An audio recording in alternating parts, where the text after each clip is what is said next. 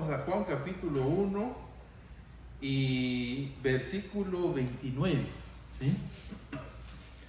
Para su tranquilidad, no creo que pasemos del versículo 29, pero vamos al versículo 29 y leemos la palabra de Dios. Dice: el siguiente día, vio Juan a Jesús que venía a él y dijo: he aquí el Cordero de Dios que quita el pecado del mundo.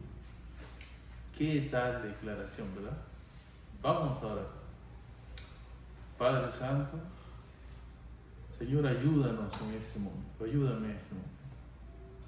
Tal declaración de parte de Juan implica demasiado, Señor, pues tu Hijo Cristo es el Cordero tuyo, Señor, que quita el pecado del mundo. Permítenos, pues, comprender de una forma tal vez más clara o recordar qué significa que Cristo, tu Hijo, sea el Cordero tuyo. Bendícenos una vez más con tu palabra. Te lo rogamos en el nombre de tu Hijo Cristo Jesús. Amén. Bien, Juan llega a ver al Mesías, decíamos la semana pasada, ¿verdad? La semana pasada decíamos, Juan estaba esperando durante todo su ministerio ver al Mesías. Eso era su propósito, más. Él iba a preparar el camino para la llegada del Mesías. Y cuando vio Juan al Señor Jesucristo, definitivamente esto fue pues algo muy extraordinario para Juan. Y al punto de que él ve a Jesús venir, y no sé qué tan lejos o qué tan cerca estaba, pero dice: he aquí el Cordero de Dios que quita el pecado del mundo. Y la semana pasada veíamos y decíamos: todo hijo de Dios debería recibir bien a Cristo en todo momento. Cristo vino no solamente por Juan, sino que también vino por ti y por mí, ¿verdad? Juan vino por cada uno de nosotros y Él espera ser bien recibido. Decíamos que en Juan capítulo 1, en el versículo 10, ya Juan mencionó, el autor del libro, Juan, también se llama Juan, decía, ¿no? A los suyos vino y los suyos no le recibieron. Hermano, si tú estás aquí, si tú eres un ser humano, tú eres culpable de ese castigo. ¿Cuál castigo? De que Él a los suyos vino y los suyos no le recibieron. Entonces Juan se encuentra con esta presencia del Mesías, de quien Él hablaba, y dice: he aquí el Cordero de Dios que quita el pecado del mundo. Y no es palabra suelta la de Juan. Si conocemos a Juan, sabemos que Juan es muy cuidadoso con las palabras que él usa. Si vemos en los otros evangelios la forma de dirigirse de Juan, vemos que él es muy cuidadoso y muy consciente de las palabras que él usa, ya sea para alabanza, para negarse a sí mismo, o como crítica a aquellos que estaban en oposición al Mesías, ¿verdad? De sí mismo, que dice lo que acabamos de cantar, ¿no? Es necesario que yo mengüe y Él crece, ¿verdad? Y de los que no creían en Cristo, ¿qué decía? Generación de víboras. ¿Quién os enseñó a huir de la ira venidera? ¿Quién les dijo, no, que podían ser, porque son descendientes de Abraham, aceptos en el reino de Dios? Porque Dios puede levantar hijos de Abraham aún de estas piedras, les decía. Y cuando ve al Cordero de Dios, dice: he aquí el Cordero de Dios que quita el pecado del mundo. Ahora, esta frase de Cordero de Dios es muy interesante, ¿no? Porque en el Nuevo Testamento aparece en 4 ocasiones. Aquí en Juan, luego aparece más abajo en el versículo 36, dice: y mirando a Jesús que andaba por ahí, dijo: he aquí el Cordero de Dios. Aparece en 1 de Pedro, capítulo 1, voy a tomar nota y después buscarlo si desea. 1 de Pedro, capítulo 1, en el versículo 18 dice: sabiendo que fuiste rescatados de vuestra vana manera de vivir, la cual recibiste de vuestros padres, no con cosas corruptibles como oro o plata, sino con la sangre preciosa de Cristo, como de un cordero sin mancha y sin contaminación. Aparece también en Apocalipsis, capítulo 5, ¿verdad? Ahora, esta frase de Cordero de Dios aparece una vez también en el Antiguo Testamento. ¿En dónde? En Isaías, capítulo 54. ¿Y cómo sabemos que es la misma? Bueno, porque el Antiguo Testamento fue traducido al idioma popular del siglo I, al griego, ¿verdad? Fue traducido al griego. Es la versión llamada Septuaginta, ¿no?, del Antiguo Testamento. Y cuando traducen el Antiguo Testamento al griego, bueno, tendría que haberles dicho, el Nuevo Testamento fue escrito en griego, ¿verdad? Y el Antiguo en hebreo. Pero en algún punto tradujeron el hebreo al griego para que todo esté parejo. Entonces, cuando estaba todo parejo, se dieron cuenta que la misma palabra, Cordero de Dios, también era traducida en Isaías del hebreo al griego de la misma forma. Entonces, Juan tenía en su mente, ¿qué cosa? Esta idea de Isaías. ¿Por qué? Porque también había citado lo de Isaías. ¿Cuál? Como dijo el profeta Isaías, una voz en el desierto, enderezar el camino del Señor. Entonces, en su mente de Juan está constantemente la profecía de Isaías, del Mesías que iba a venir. Y lo llama Cordero de Dios. Ahora, el Cordero de Dios para nosotros suena tal vez algo medio extraño. Cordero de Dios. Y cuando pensamos en Cordero de Dios, tal vez pensamos, el Cordero es bonito, ¿no? Blanquito y todo inocentón, ¿no? Tranquilo, qué bonito un corderito. Sí y no. Porque cuando pensaban en Cordero los judíos, ¿en qué pensaban? En el sacrificio. En sacrificios que se presentaban diarios en el templo. ¿Cuál era la función del Cordero? ¿Cuál era el objetivo del Cordero? Morir era el objetivo del Cordero. Nadie quería ser Cordero, yo creo, menos el más bonito. Porque el Cordero para sacrificio tenía que ser el Cordero perfecto. El Cordero de 1 año, sin mancha ni ningún defecto, ¿verdad? En el estudio bíblico hemos estado hablando sobre la reprensión, ¿no?, la profecía que Dios da a Malaquías en contra del pueblo de Israel y en contra particularmente en el capítulo 2 de los sacerdotes, ¿verdad?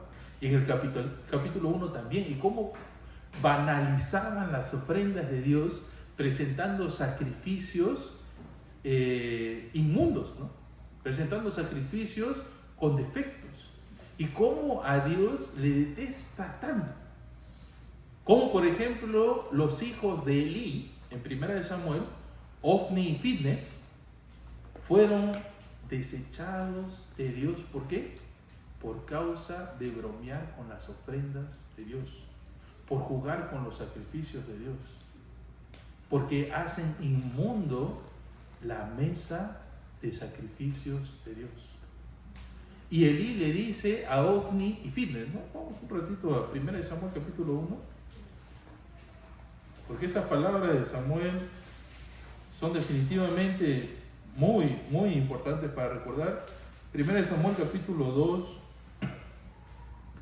versículo 22 dicen: pero Elí era muy viejo y oía todo lo que sus hijos hacían con todo Israel, y cómo dormían con las mujeres que velaban a la puerta del tabernáculo de reunión, y les dijo: ¿por qué haces cosas semejantes? Porque yo oigo de todo ese pueblo vuestros malos procederes. No, hijos míos, porque no es buena fama la que yo oigo, que hacéis pecar al pueblo de Jehová. Versículo 25: si pecar el hombre contra el hombre, los jueces, ¿qué dice?, le juzgarán. Mas si alguno pecare contra Jehová, ¿qué dice?, ¿quién rogará por él? Y de lo que está hablando aquí Elí es de cómo mancillaban las ofrendas del sacrificio, que menciona un poco más arriba. Entonces, el sacrificio de Dios era un aspecto muy sagrado. El sacrificio no solamente era algo limpio, sino que era algo sagrado. Hay un libro, ¿no?, de Mircea Eliade, un historiador de religiones, que su libro se llama Lo Sagrado y lo Profano, y hace una manifestación de la importancia de lo sagrado. Las ovejas que iban al sacrificio no solamente eran limpias, sino que eran sagradas, consagradas. De ahí viene la idea de sacrificio. Sacrificio viene de dos palabras, ¿no? Sacrum, del latín sacrum, que es sagrado, apartado, separado, y no me acuerdo la otra palabra en latín, pero significa con el fin de presentarse, o con el fin de separarse, o con el fin de consagrar. Ese es el objetivo de un sacrificio. Y las ovejas que se presentaban tenían que ser limpias, pero no solo limpias, sino que había un ritual. En Levíticos capítulo 4, si quieren después lo buscan, yo se los leo. En Levíticos capítulo 4, en el versículo...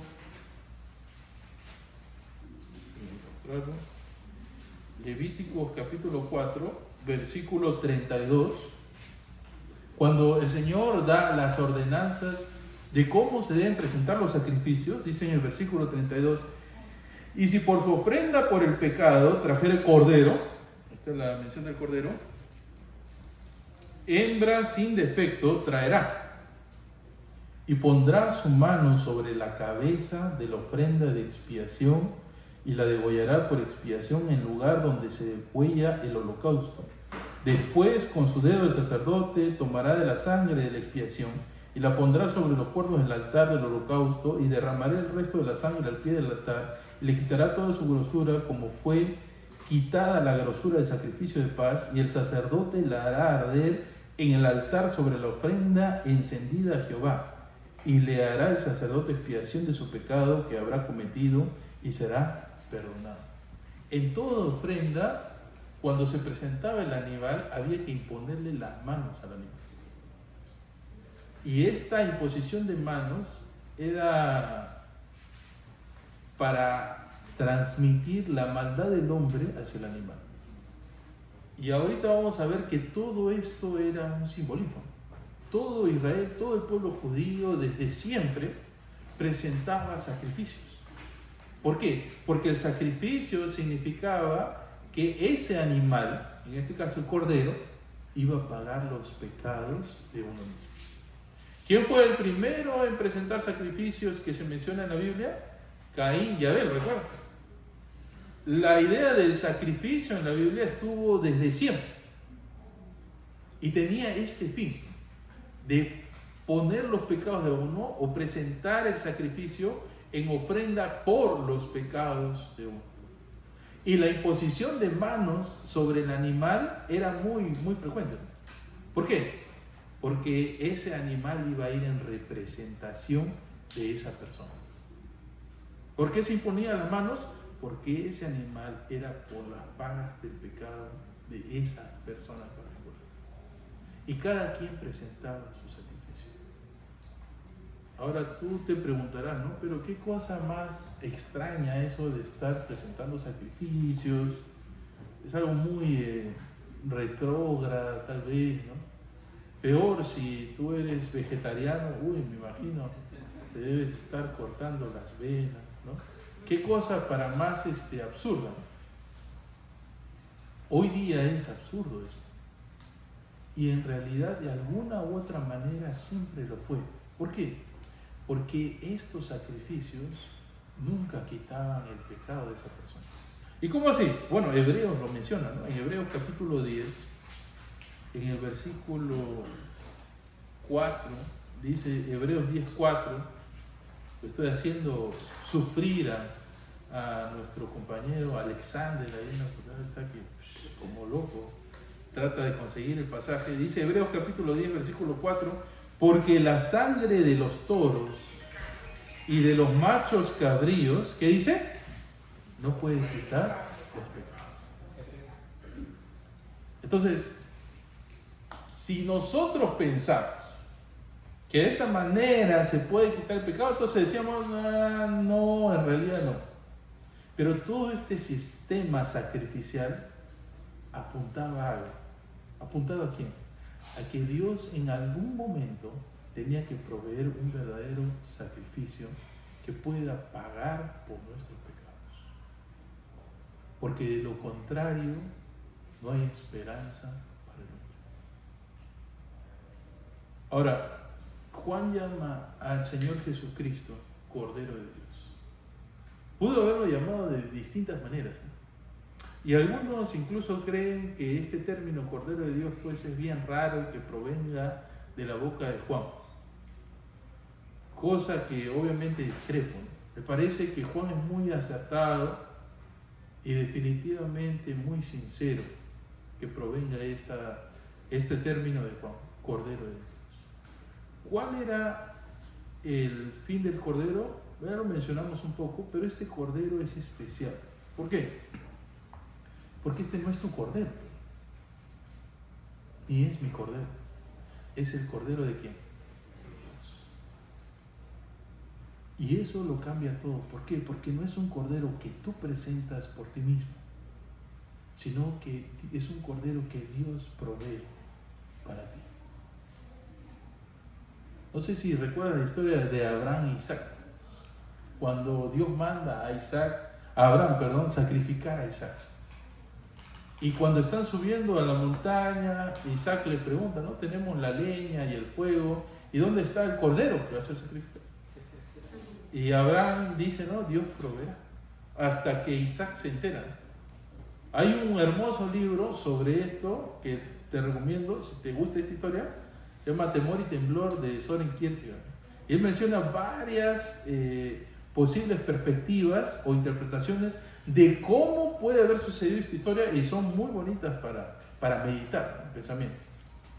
Pero cuando llegan donde iba a presentarse el sacrificio, el Señor detiene el cuchillo de Abraham e inmediatamente aparece un cordero. El cordero sí o sí es necesario. Pero este cordero que viene, dice Juan, es el Cordero de Dios. Porque es un cordero que es muy distinto a cualquier otro. No puede ser comparado con tu vida ni con mi vida. Tu vida no es suficiente para pagar por tus pecados. Tus ofensas son mucho más grandes que las que tu vida misma pueda pagar. La acumulación de pecados en tu vida son mucho más abundantes que lo que toda tu vida pudiese resarcir. Si tú te pones a pensar no solamente en la cantidad de pecados, sino la magnitud de tus pecados, sería absurdo que puedas pensar que tú las puedes resarcir. Yo recuerdo que cuando era más pequeño, porque hubo un tiempo en que era más pequeño, hermano, te diré, porque si no sabes, cuando era más pequeño, hacía mis travesuras a veces. Y tenía un hermano que era el más pesado de todos. ¿Ya? Ahora ya el Señor lo ha cambiado, felizmente. Pero era bien pesado. Y a veces cuando hacía mis travesuras me metía en problemas que no podía yo solucionar. No sé si a ti te pasa. Pero cuando era pequeño yo sentía eso, que impotencia de no poder. Yo no trabajaba ni nada de eso. Y no podía yo solucionar problemas por mi propia cuenta. Ahora, hoy en día, tú te metes en un problema que no puedes solucionar por tu propia cuenta. Porque la gravedad de tus pecados son demasiado altas.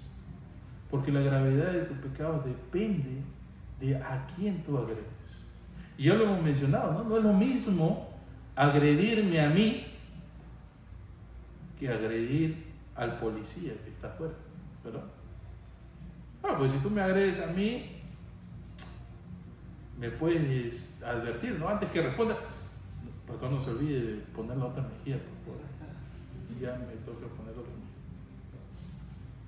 Pero si agredes al policía, ¿te va a poner la otra mejilla? Tu mejilla te va a poner el dedo negra, ¿verdad? Y si agredes al presidente de los Estados Unidos, ¿qué crees que te va a pasar? Desapareces, hermano. Ya desapareces. ¿Qué pasó con tal? Pero no sé qué pasó. Y si agredes al rey de Inglaterra, Eduardo No me acuerdo cuál es su apellido. ¿Qué pasa?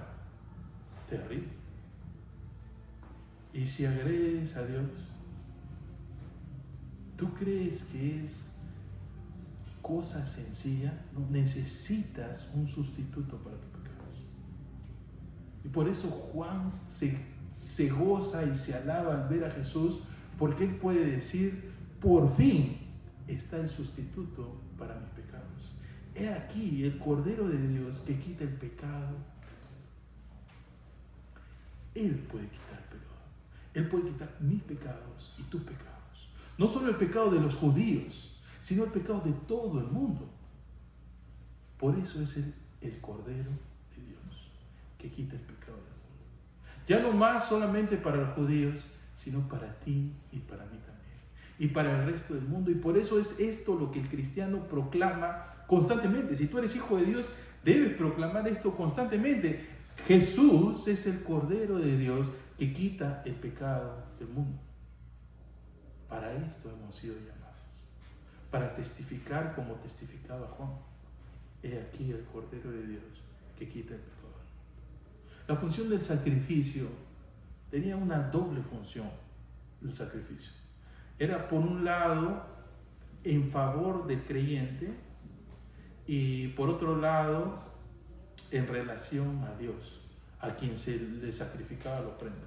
¿Cuál era el problema? Bueno, hay dos términos que son unos términos teológicos o bíblicos que constantemente se usan para tratar de entender esto. Es el término de propiciación y el término de expiación. Y el Cordero tenía esta doble función de ser de propiciación y de expiación. ¿Cuál es la función de propiciación? Es que si tú tienes una ofensa contra Dios, ¿cómo te ve Dios? Bueno, tú dirías, bueno, Dios es amor, entonces a todo el mundo Dios mira bien. Te equivocas, hermano, ¿no? Si has leído tu Biblia, entenderás que no es esa manera. Que para Dios el pecador es ¿qué? Enemigo de Dios. Que Dios aborrece a aquel que hace iniquidad. Dice el Salmo capítulo 5, ¿verdad? Salmo 5.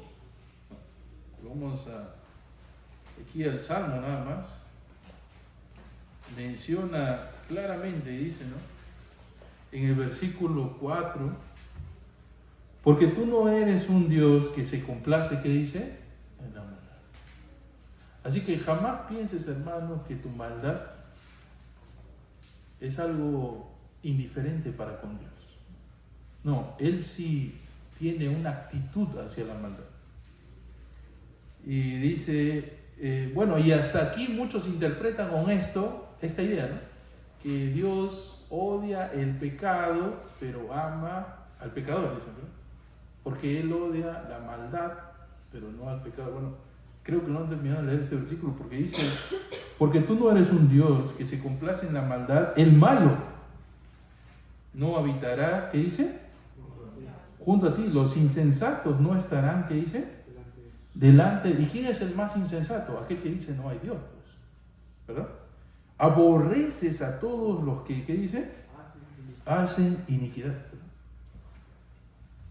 Y el mismo Juan, en el capítulo 3, versículo 33, dice, todos recordamos Juan 3:16, porque de tal manera amó Dios al mundo, y eso es cierto, pero mira lo que dice Juan 3:36, 20 versículos más abajo.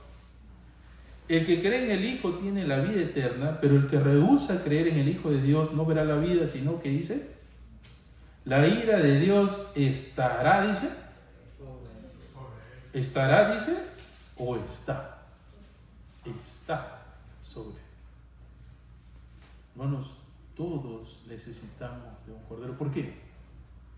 Porque esa ofensa repercute en una actitud de Dios hacia ti.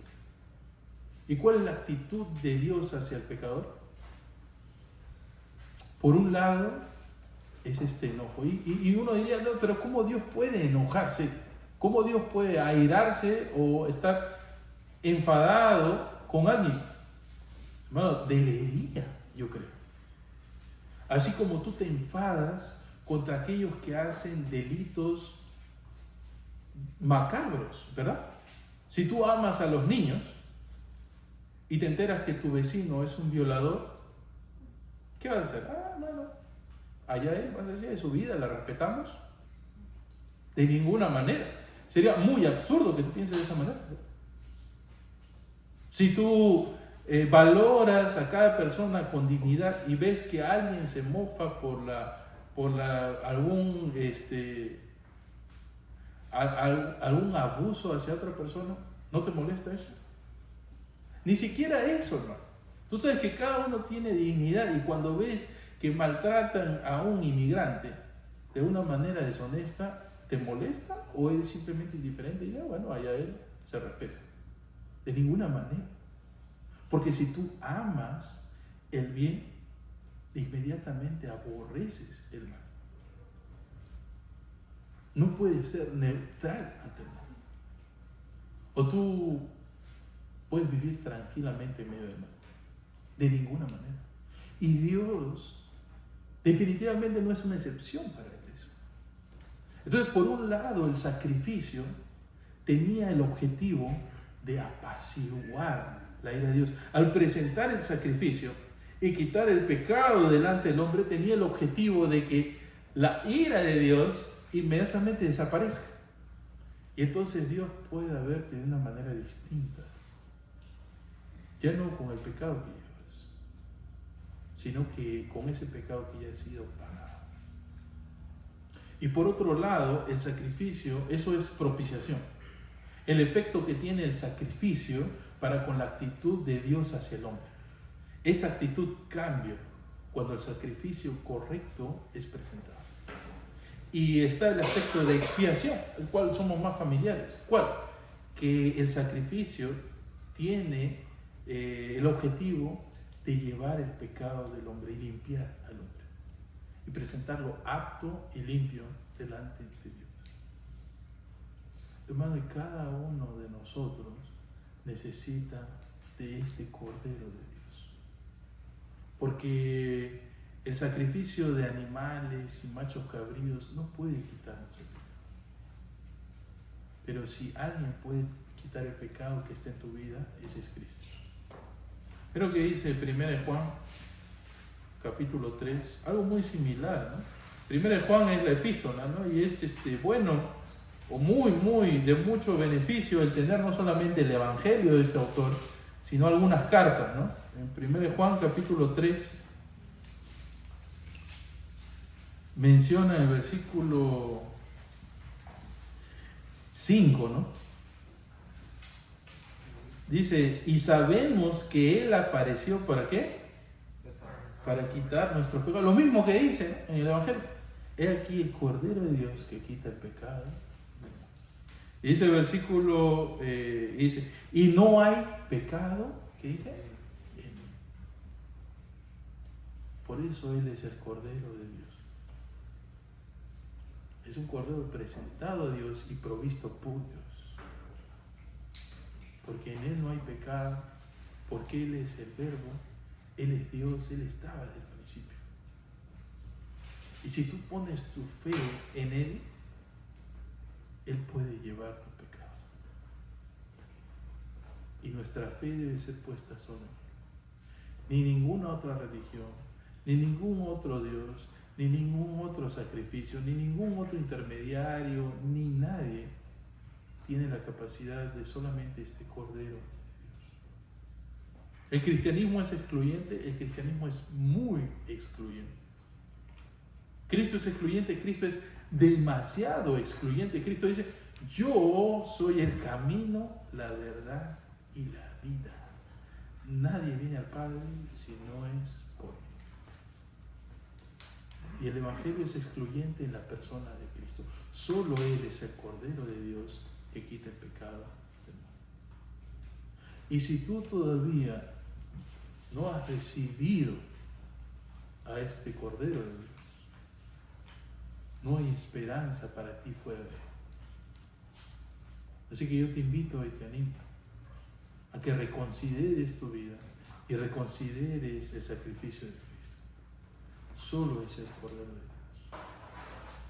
Y Juan lo dice, ¿no? Y este Cordero es Hermano, este cordero es inexplicable. Mira lo que dice 1 Pedro, ya que estamos ahí en Juan. Antes, unas hojas antes, es 1 Pedro capítulo 1, versículo 19. Que ya lo habíamos leído un poco al principio, dice el versículo 19, sino con la sangre preciosa, ¿no? Que fuiste rescatado de vuestra vana manera de vivir, dice el 19, sino con la sangre preciosa de Cristo, como de un cordero sin mancha y sin contaminación. ¿Qué dice el 20? Ya destinado desde antes, ¿qué? De la fundación del mundo. Este cordero es el cordero predestinado desde antes de la fundación. Y la figura del cordero no es para minimizar la soberanía de este Cristo o la magnitud y la grandeza de este Cristo. Este cordero, porque fue el cordero inmolado, también es el cordero exaltado. Mira lo que dice Apocalipsis. Vamos a Apocalipsis capítulo 5.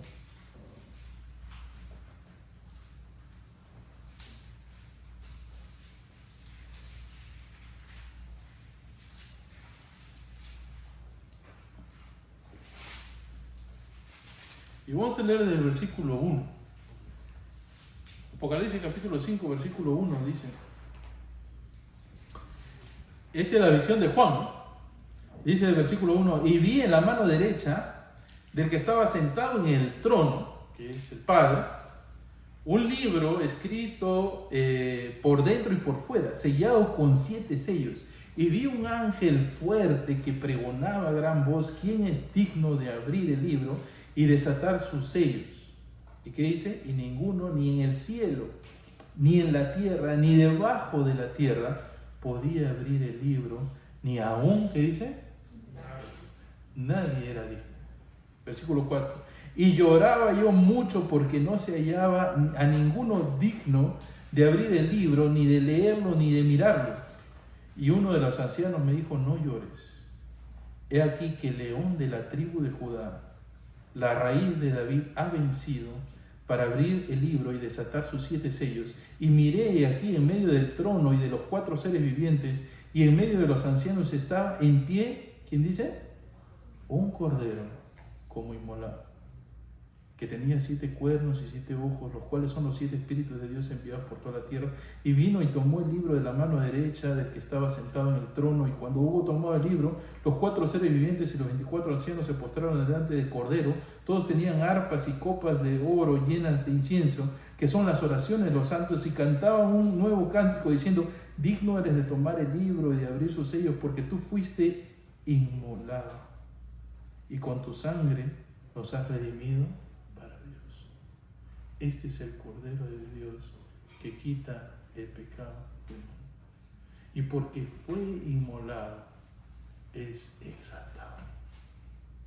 No hay nadie en los cielos, ni en la tierra, ni debajo de la tierra, que sea digno de ser llamado el Cordero de Dios que quita el pecado del mundo.